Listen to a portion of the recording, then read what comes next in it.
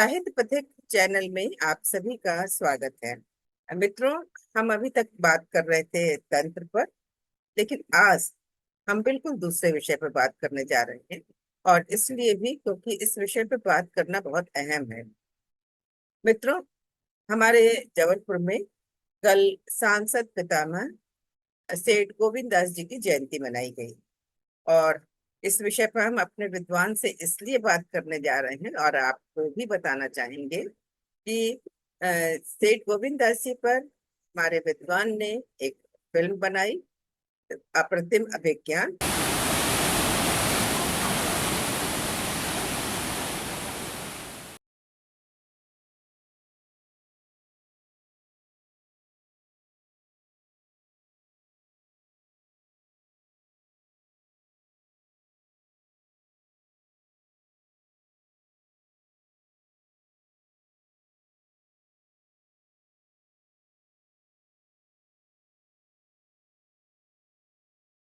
और इस फिल्म की स्क्रीनिंग कल ही हुई।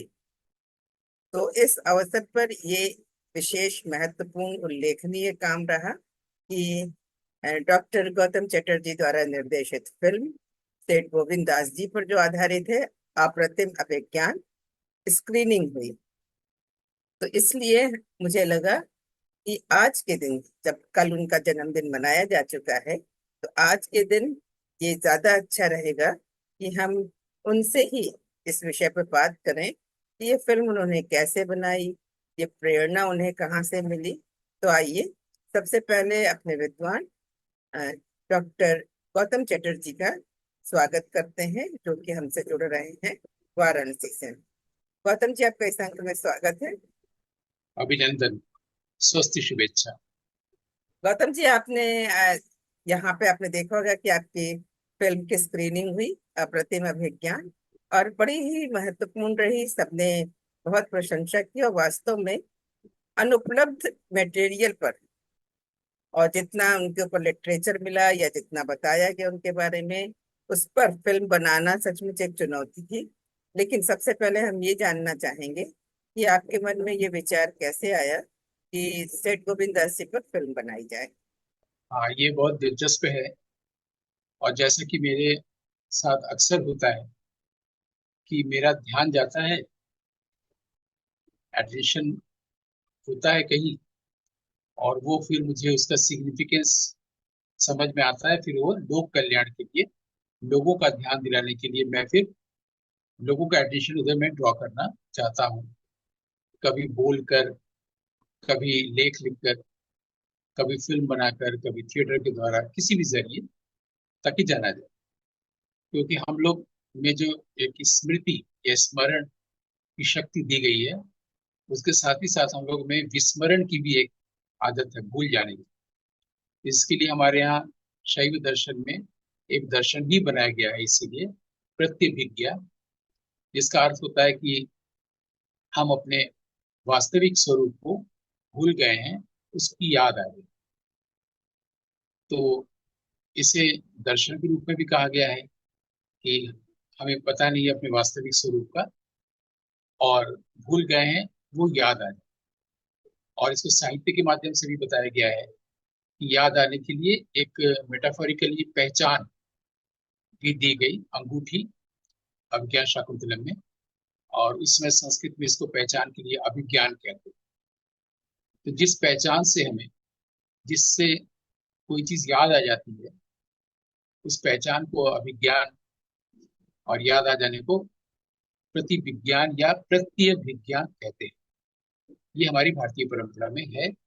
और शायद कालिदास को भी पता होगा कि लोग भूल जाते हैं, इसलिए उन्होंने अभिज्ञान शाकुंतलम का पूरा आइडिया दिया अपने प्राचीन वैदिक ग्रंथों से, वैदिक सोर्स से। फिर अभिनवगुप्त को भी लगा होगा कि ये लोग ये भूल जाते हैं कि मैं शिव हूँ, और वो जीव मान बैठते हैं। इससे से प्रत्यभिज्ञा, जो ये शब्द पहले वेद में आया है, बाद में काश्मीर शैव दर्शन का मूल आधार बना। तो ये अभिज्ञान और प्रत्यभिज्ञा, ये सब शब्द हमारी भारतीय वैदिक और लौकिक शब्दावली में रहे। तो अपनी यात्रा के दौरान मैं भी एक यात्रा में था, मेरे हाथों में एक किताब आई, और वो सेठ गोविंदास जी के बारे में थी। उनके बारे में बताया गया कि वो एक स्वाधीनता सेनानी थे। बस इतना ही बताया गया। और वो मैं मेरा एक व्याख्यान हो रहा था, और व्याख्यान होने से पहले मेरे हाथ में कुछ किताबें दी गई। जब तक गाड़ी आ रही है, लोग लेने आ रहे हैं, हम जाएंगे, उससे पहले तो मैं पलटने लगा। और जैसे ही उसमें देखा कि मालवीय जी की बात है, तो मैं थोड़ा सा मेरा ध्यान गया, क्योंकि मालवीय जी के परिसर में ही मैं पढ़ा हूँ, बड़ा हुआ हूँ। फिर मैंने देखा कि सेठ गोविंदास जी अपने मेमोरीज को बहुत थोड़े थोड़े चीजों में लिखे हैं, उसमें डिटेल नहीं है। उनके घर में जब भी कोई आके ठहरा है, उनसे मुलाकात हुई है, या उनकी मुलाकात उनके घर के बाहर भी किसी से हुई है, तो उसमें उन सब लोगों से मुलाकात के दौरान जो कुछ भी सार गर्भित बातें मोती हैं, वो स्मृति कण के रूप में उन्होंने उसमें लिखा है। गांधी जी भी हैं, तिलक भी हैं। अब मेरा कौतूहल और आकर्षण बढ़ता चला गया, और फिर मैं मालवीय जी वाला वही बैठे बैठे पढ़ गया। किसी को, आदमी को अपने मतलब की चीज मिलता है तो उसको तुरंत ले लेना चाहता है। मैं भूल गया कि मुझे भी व्याख्यान के लिए निकलना है। तो उसमें मालवीय जी ने कहा था कि हम सब लोग लाइमलाइट में आना चाहते हैं, हर कोई। लेकिन ये बात ध्यान में नहीं रहती कि लाइमलाइट में जब आएंगे, तो हमारे गुणों के साथ साथ हमारा अवगुण भी तो लाइमलाइट में दिख जाएगा लोगों को। एक बार उन्होंने कुछ इस प्रकार कहा, गोविंद दास, इस संसार में हर व्यक्ति लाइमलाइट में आना चाहता है, पर वह प्रायः भूल जाता है कि लाइमलाइट तो लाइट है, अतः वह लाइट तो जैसा जो व्यक्ति होगा उसे वैसा का वैसा दिखा देगी। फूहड़ सुंदर कैसे दिख सकता है? इसलिए मनुष्य को लाइमलाइट में आने की इच्छा के पूर्व अपने चरित्र को इस प्रकार का बनाना चाहिए कि वह लाइमलाइट में फूहड़ न दिखकर सुंदर दिखे। विशिष्टता भी दिखेगी और दोष भी दिखेगा। इधर मेरा ध्यान कभी नहीं गया था। मालवीय जी ने ध्यान दिलाया कि ये तो बात सही है, जब तक मैं अपना अवगुण न हटा लूं, लाइमलाइट के लिए इच्छा ही नहीं करनी चाहिए। और मालवीय जी की इस बात को मैंने अब तक कहीं नहीं पढ़ा था, जबकि मैंने मालवीय जी पर प्ले किया है। वो पहला प्ले है भारत की धरती पर। मालवीय जी पर प्ले मालवा का राजा मैंने काशी हिंदू विश्वविद्यालय में किया था। काफी कुछ अध्ययन किया था, जो भी उपलब्ध सामग्री, काफी रिसर्च किया था। इवन हमारी नाटक से वहाँ के प्रोफेसर से सब लोगों ने जाना कि उत्तर प्रदेश में एक गांव है जहाँ पर, जिसका नाम है मालवा। और वहां पर जो एक ब्राह्मण परिवार, वंश परंपरागत परंपरागत रूप से रहता था, उनको मलव्यो कहते थे। और मदन मोहन पहले व्यक्ति थे, युवक, जिन्होंने मलव्यो को मालवीय किया था। इस तरह के कई अध्ययन के बाद हमें हमने प्ले किया था, और सबको बहुत सारी बातें मेरे प्ले से पता चली। अब मालवीय जी की ये बात मुझे पता नहीं चली। ये व्यक्तिगत मुलाकात में उन्होंने गोविंदास जी से कहा था। अब गोविंदास जी में रुचि हुई, तो ये तो बहुत अच्छी बात है। और ऐसे व्यक्ति जिनका संपर्क इतने गुणी व्यक्तियों से हुआ है, जाहिर है कि वो कितने गुणी व्यक्ति रहे होंगे। तो मुझे मन में आया कि इन पर एक फिल्म होनी चाहिए। फिल्म का मतलब वही लोक कल्याण, कि लोगों तक मेरा ध्यान गया तो लोगों का ध्यान भी दिलाएं।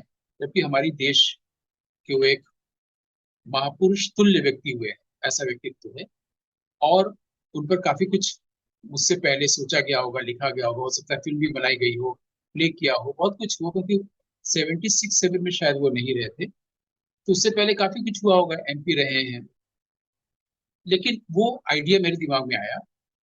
लेकिन जब तक मैं इसको करूं, उससे पहले मुझे लगा कि मैं एक जो कॉलम लिखता हूँ, एडिटोरियल पेज कॉलम, जो कि एक जर्नलिस्ट के जीवन का सबसे उत्कर्ष होता है जब उसको ये लिखने को दिया जाए, तो मेरे भी पत्रकारिता जीवन के अंतिम दौर में मुझे कहा गया था एक न्यूज़पेपर में, जो नेशनल न्यूज़पेपर है, कि आप 10 साल तक कॉलम लिखेंगे, एडिटोरियल पेज कॉलम।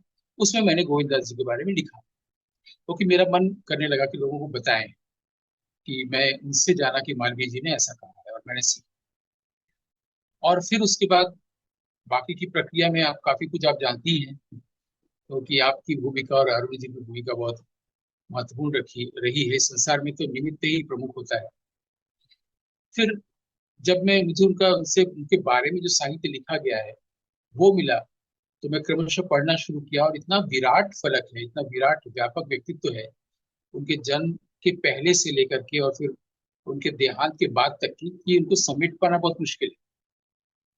लेकिन मैंने ओवरऑल एक जो आइडिया बनाया उनके बारे में, उनके व्यक्तित्व के बारे में, उसको ऐसे कह सकते हैं कि ज्यादातर लोग इस संसार में जब अ, होश संभालने के बाद से बड़े होते हैं और इस संसार में जीवन यापन करते हुए वो मैच्योर होते हैं, तो ज्यादातर लोग ब्रेन में रहते हैं।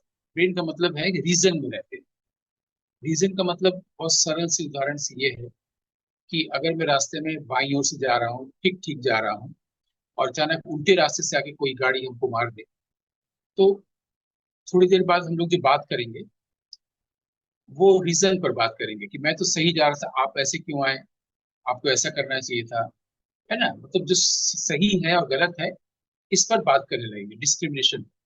और पूरी दुनिया में यही होता है। तो आदमी की मैच्योरिटी यही है कि वो रीजन के लेवल पर जीवन जीता है, जीते लगता है। लेकिन आदमी के आदमी होने की, माने मनुष्य होने, यानी ह्यूमन बीइंग के फॉर्म में जो आया है, उसका उत्कर्ष ये है, उसका वैभव ये है, उसका मनुष्य ये होना है कि वो ब्रेन से हार्ट में आ जाए। तब तो वो वास्तविक अर्थ में मनुष्य कहलाएगा। तो जो रीजन में रहता हुआ आदमी है, जब वो हार्ट में आता है, तब उसके पास आता है प्रेम, करुणा, लव और कंपैशन। तब वो उसी आदमी को जो गलत ढंग से आया है और हमें चोटीला कर गया है, हम तब उससे कहेंगे कि आपको चोट तो नहीं लगी। ये मनुष्यता है, यही हमें बुद्ध सिखाते हैं, महापुरुष सिखाते हैं कि हमारा उत्कर्ष तब है जब हम रीजन से लव या कंपैशन पे आते हैं, ब्रेन से हार्ट में आते हैं।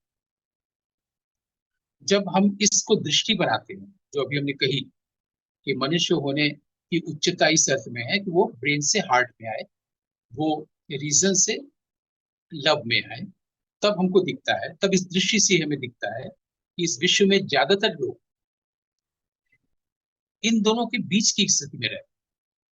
मतलब ब्रेन और हार्ट के बीच में एक एक स्थिति, अ, एक काल्पनिक स्थिति में जीते हैं। उस काल्पनिक स्थिति में क्या होता है, चूंकि वो काल्पनिक है, तो वो रीजन और लव, यानी कि बुद्धि, लब्धि, प्रज्ञा और प्रेम, दोनों का भ्रम देता है।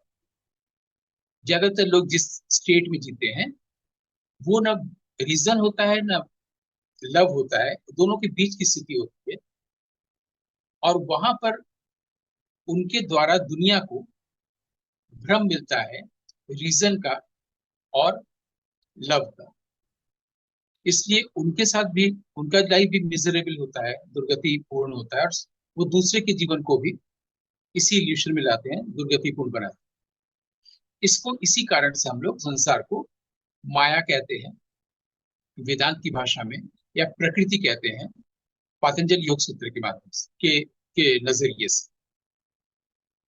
तो मुझे दिखा कि ये जो ब्रेन से हार्ट में आने की यात्रा है, उसमें अगर कुछ लोगों का नाम लिया जाए जिन्होंने जीवन जिया स्वाधीनता सेनानी का, लेकिन भीतर से वो इस तरह से अपने उत्कर्ष या वैभव की ओर बढ़ सके, तो वो सेठ गोविंद दास।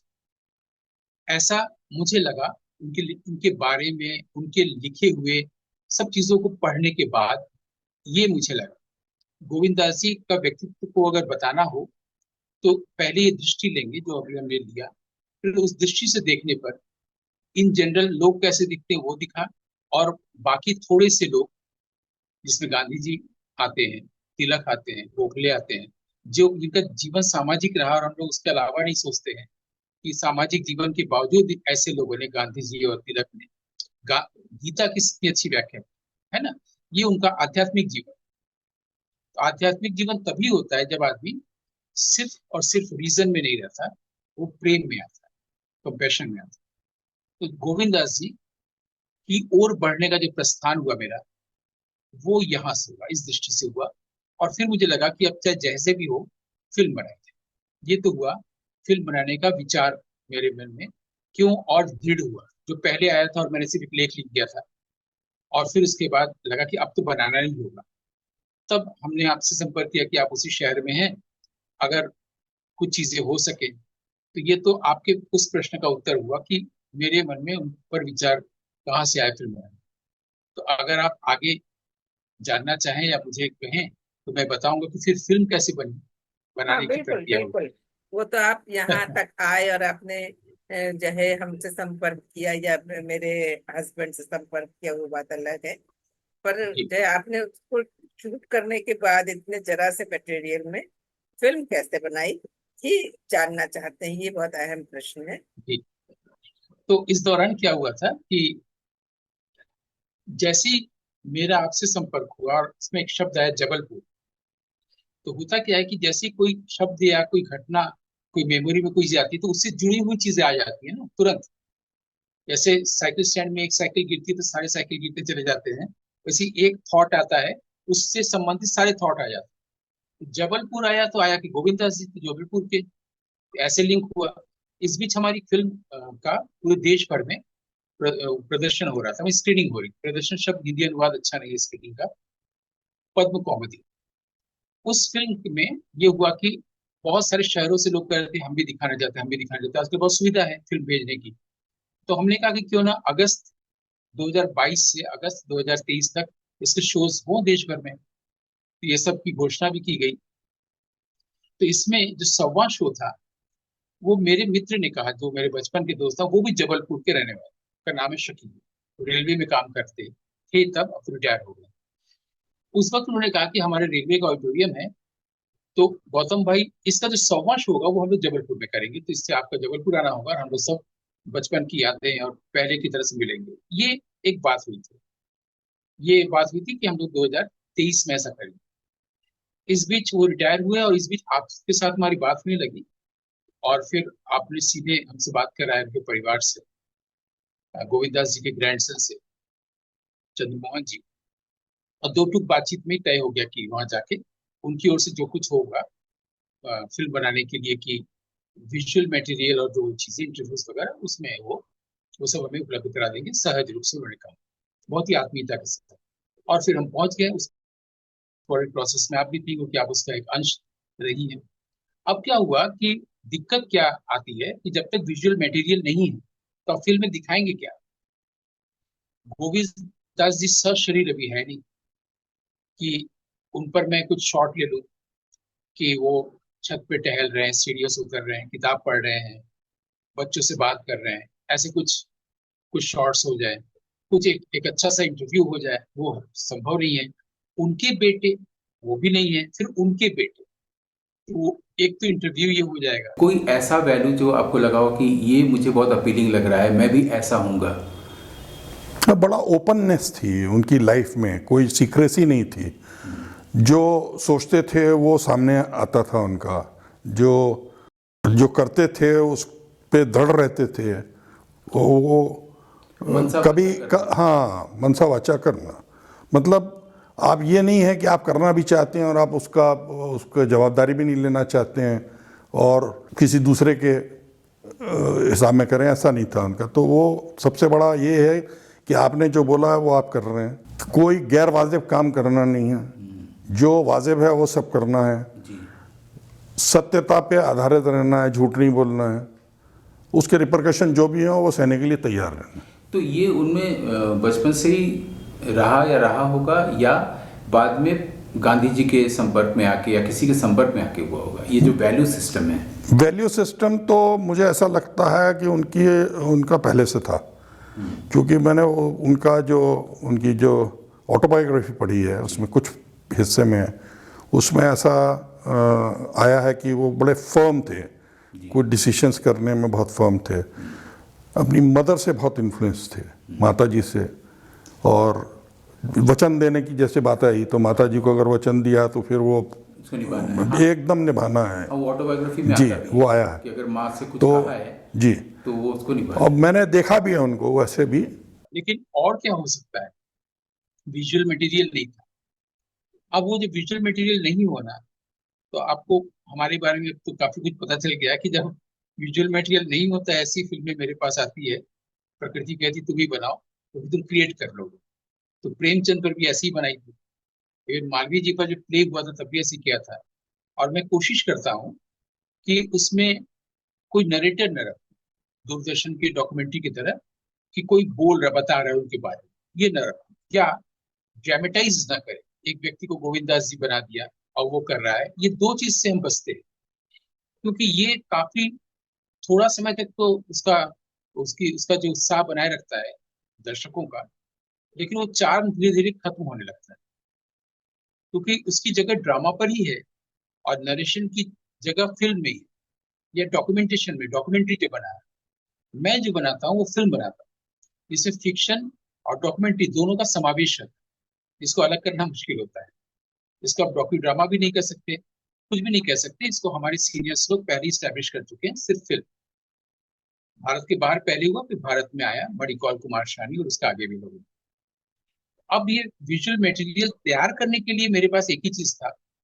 एक तो जो मुझे आप लोगों से सहयोग मिल रहा था, गोविंदा जी के परिवार से सहयोग मिल रहा था, और एकदम खुले दिल से मिलता गया।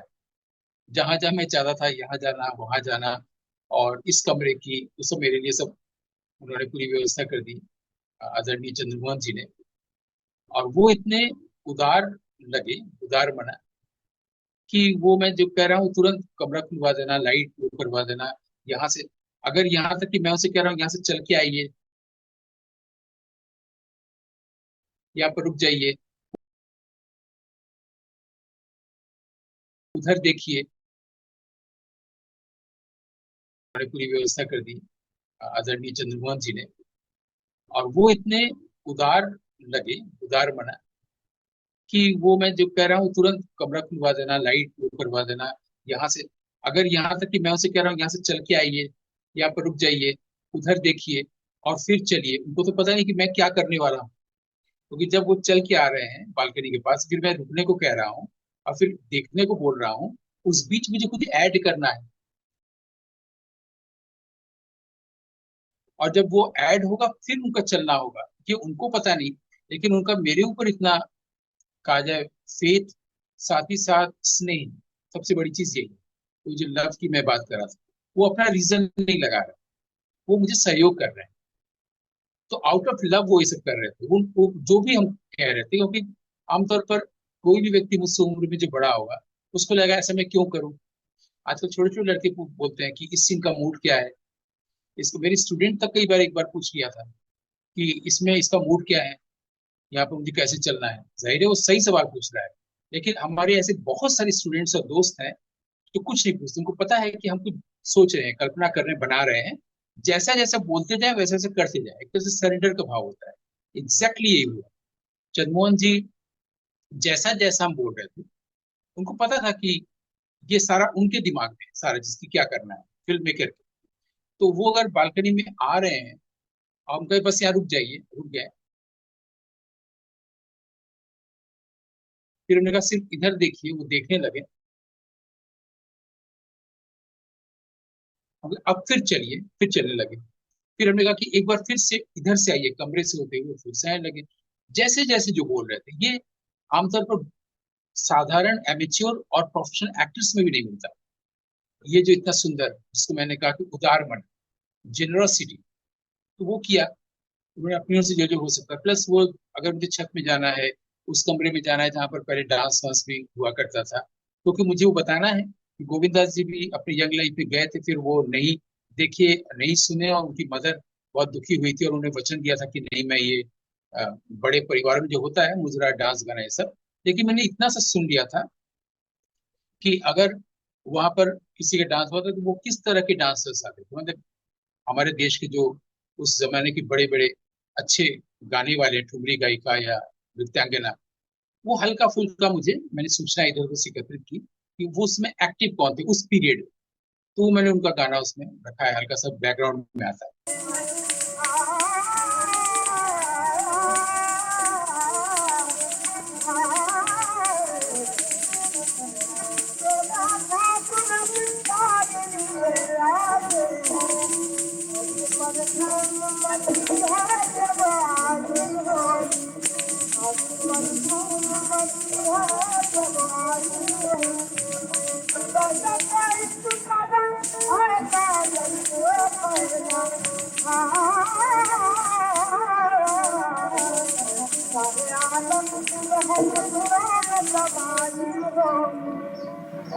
आलम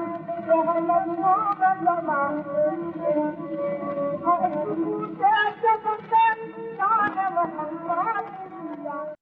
होता क्या है कि फिल्म बनती चली गई, और अजीब है कि उसमें कथानक भी है और क्लाइमेक्स भी है, और जैसे हीरो विलेन का होता है, बाप बेटे का, जो कि हिंदी फिल्म और बंगला फिल्म सब में दिखता है, पूरी की पूरी स्थितियां, प्लॉट, स्पेक्टिकल एकदम कथानक में हुए, जो कि मैंने इसको बहुत ही हाईलाइट करके नहीं दिखाया।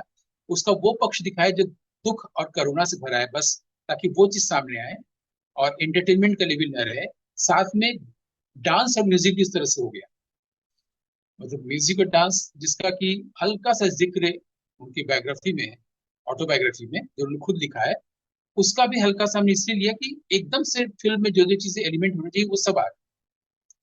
और उस समय की जो चीजें, जो प्रॉपर्टीज हैं, मुझे लगा कि अगर ये सब होगा तो और अच्छा रहेगा, मेरा मेजॉन सीन अच्छा हो जाएगा। तो एक आदमी तो अपनी भाषा में सोचता है ना, सिनेमा के एलिमेंट्स की भाषा में। इस तरह से मुझे चीजें होती चली गई, मिलती चली गई, और फिर वो चैलेंज पूरा हुआ। चैलेंज इस तरह से पूरा हुआ कि जहां पर कोई विजुअल मटेरियल नहीं था, वो होता चला गया। और जितने भी कैरेक्टर्स हमने लिया, मैंने गोविंद दास जी और उनकी दोनों बेटियां रत्न कुमारी जी और पद्मा जी, साथ में उनके ग्रैंडसन्स दोनों हो गए, चंद्रमोहन जी और रवि मोहन जी, तो प्रत्यक्ष हो गए। रवि मोहन जी इतने अच्छे, उन्होंने मुझसे पहली बातचीत में उन्होंने कहा मैं लिख के भेज देता हूँ, अपनी आवाज भेज देता हूँ। उन्होंने अपना ऑडियो भेज दिया।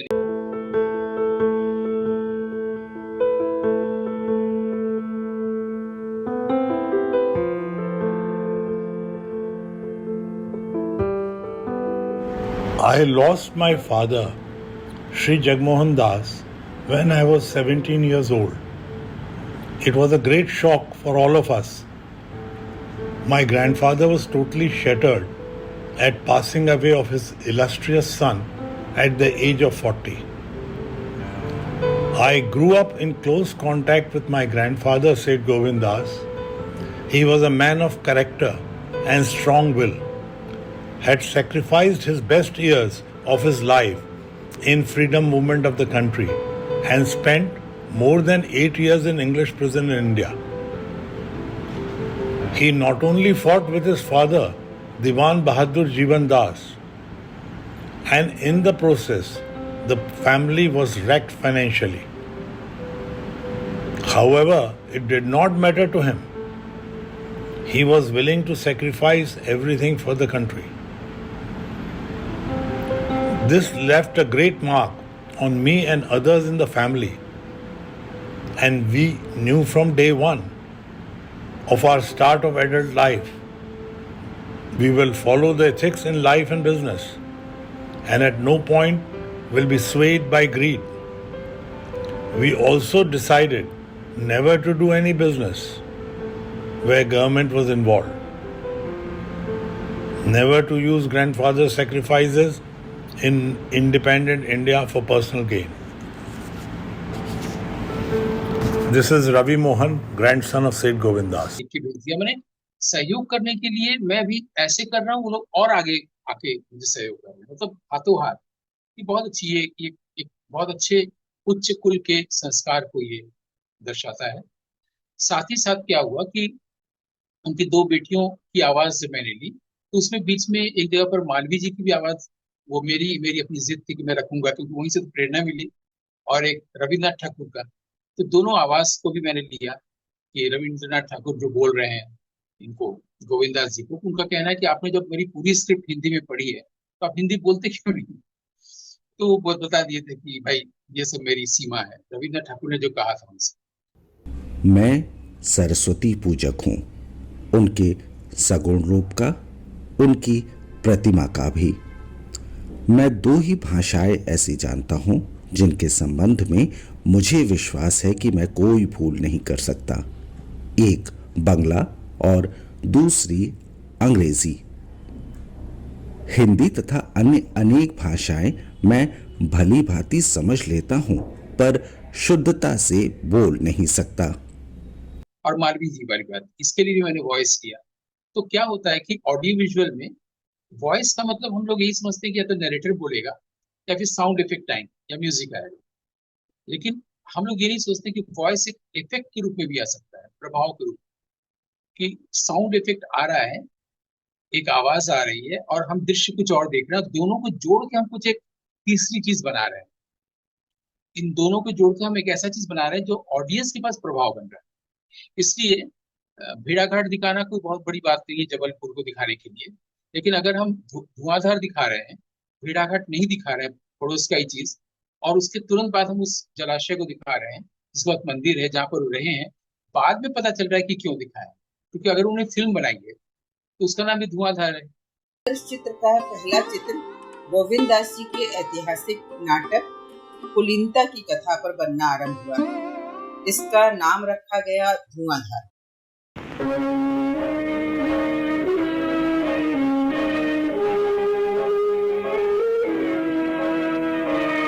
पहले धुआंधार दिखा रहे हैं, और धुआंधार में जो धुआं उड़ रहा है वो उसको मेटाफोरिकली कई दृश्यों में यूज किए हैं। जब मुझे दिखाना है कि जीवन कैसे उसमें खो जा रहा है धुएं में, उसको दिखाने के लिए उनके दुख से भरे जीवन को भी दिखाने के लिए हमने उसका इस्तेमाल किया। फिल्म के लिए भी उसी धुआंधार का इस्तेमाल किया, उसी जलाशय उसी मंदिर को भी हल्का सा दिखाया जहां पर वो आके रह रहे थे। और ये कोई तपस्वी कैसे, और ये वहां के लोग जानते हैं, जिन दो लोग गोविंदास जी को जानते हैं, और आज की पीढ़ी के लोग भी जो कि तीसरी पीढ़ी में अपने परिवार में देखे हैं कि उनके मन में कैसी श्रद्धा है उनके प्रति, सारे लोग इस बात को जानते हैं कि वो किस प्रकार के व्यक्ति थे। वो सिर्फ स्वाधीनता सेनानी नहीं, और उनके समय में जितने भी लोग फ्रीडम फाइटर्स हमारे देश में हुए, वो बहुत ही आदर्श, बहुत ही अच्छे चरित्र, बहुत अच्छे व्यक्तित्व और बहुत पढ़े लिखे व्यक्ति उस जमाने में, राजनीति में जो लोग भी होते थे। और हम लोग सभी को लगभग जानते हैं, सभी के बारे में हम लोग पढ़ते हैं पाठ्य पुस्तकों में। तो मुझे लगा कि गोविंदास जी को, आज गोविंदास जी पर चर्चा नहीं होती, तो इस फिल्म के जरिए हम लोगों पर ले जाएं और लोगों को ये इस बात की प्रतिभिज्ञा हो कि हमारे देश में एक ऐसा व्यक्ति या व्यक्तित्व ऐसा पूत हुआ है। साथ ही नाम मैंने जानबूझ के इसका दिया, भले ही कठिन लगे, अप्रतिम अभिज्ञान। अप्रतिम का मतलब कि अनूठा, और अभिज्ञान मतलब वो पहचान जिससे हमें याद है। तो वो पहचान गोविंदास जी खुद है, गोविंदास जी मैंने नाम रखा। और शुरू में उनकी जो एक तरह से उनकी वाणी है उससे शुरुआत की, और आखिर में वो जो जलाशय था, जलाशय और जो वो जिसको जल प्रपात कहते हैं धुआंधार का, वहां तक उसको हमने और विराट कर दिया कि एक व्यक्ति जब भीतर से विराट होता है, व्यापक होता है, तो कैसा होता है। फिर मैंने समुद्र दिखाया, क्योंकि ये लग सकता है लोगों को कि ऐसा जो मुख्य धारा की फिल्में होती इसमें नहीं रहता है कि कैसे एक सरोवर और फिर जलप्रपात एक बड़े समुद्र में हो जाता है। मैंने व्यक्तित्व को दिखाने के लिए वो भीतर से उनका इतना व्यापक व्यक्तित्व हो गया जो समुद्र जैसा था।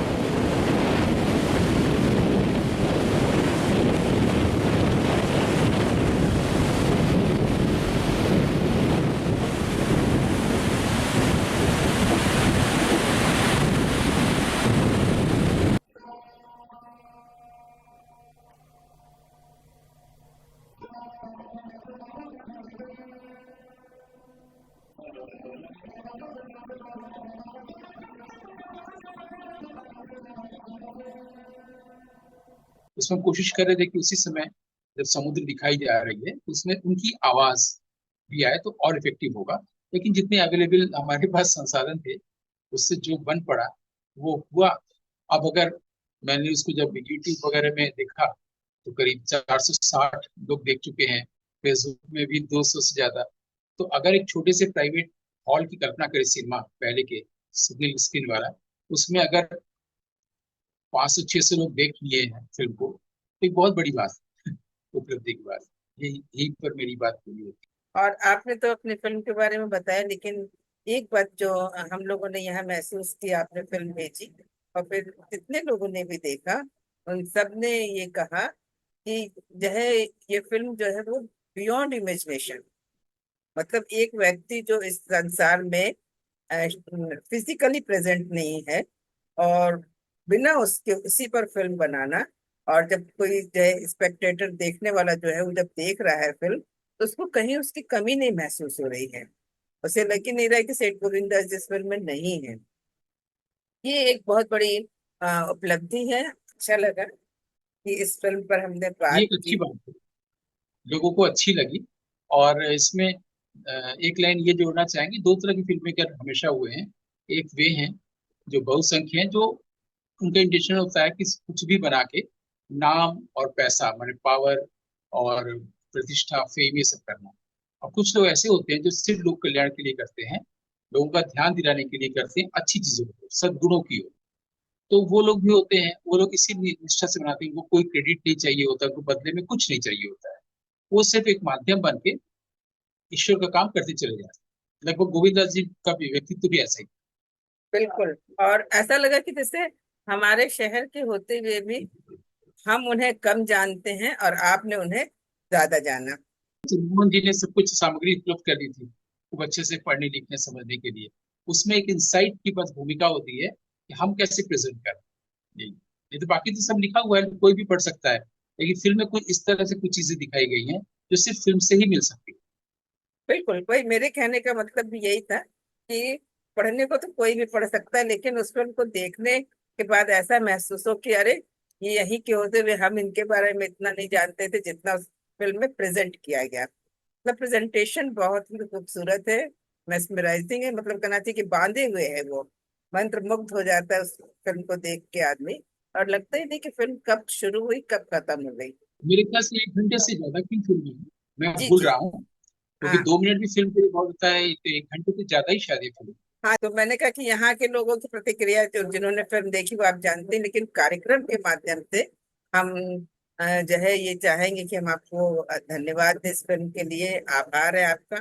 और श्रोता, आप भी इस कार्यक्रम के दौरान इस फिल्म का हिस्सा देख ही रहे होंगे। और मुझे पूरी उम्मीद है कि आप उसका जो है आनंद भी उठा रहे होंगे, और आपको ये लग रहा होगा कि जो हम कह रहे हैं वो 100% सच है। तो चलिए, इस अच्छी सी फिल्म के लिए डॉक्टर गौतम चटर्जी को सब मिलके धन्यवाद दें, उनका शुक्रिया अदा करें। तो गौतम जी, आपको बहुत बहुत धन्यवाद। ये मुझे तो इस पर यही कहना है कि ये गोविंदास जी का ही आशीर्वाद हमें मिला, और वो स्नेह के रूप में मिला, आनंद।